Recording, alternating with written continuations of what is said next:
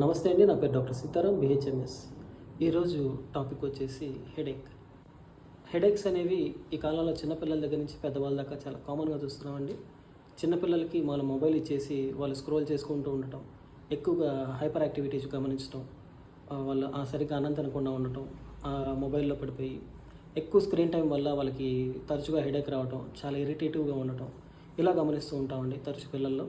పెద్దవాళ్ళలో అయితే కనుక కొంచెం టైట్గా బ్యాండ్ చేసుకొని పడుకోవాలనిపించడం, లేదు కొంచెం చీకట్లో లైట్ లేకుండా పడుకోవాలనిపించడం, లైట్ సెన్సిటివిటీ, లైట్ చూడగానే కొంచెం ఇరిటేటివ్ అనిపించడం, బయట వాళ్ళు ఎవరు లేకుండా ఒక్కళ్ళే హాయిగా పడుకోవాలనిపించడం, ఊరికే టెన్షన్ పడిపోతే హెడేక్ రావటం, లేదు మైగ్రేన్ టైప్ అంటే రైట్ సైడ్ హెడేక్ కానీ లెఫ్ట్ సైడ్ హెడేక్ కానీ, లేదు షిఫ్టింగ్ అవుతూ ఉండటం హెడేక్స్ అనేవి, ఇలాంటివి తరచుగా మనం గమనిస్తూ ఉంటారండి. ఇటువంటివి ఏమన్నా మీలో గమనించుకున్నట్లయితే ఒక్కసారి మా Shri Sitaram home maker visit చేయండి. అడ్రస్ అనేది నేను కామెంట్లో పెడతాను. Thank you.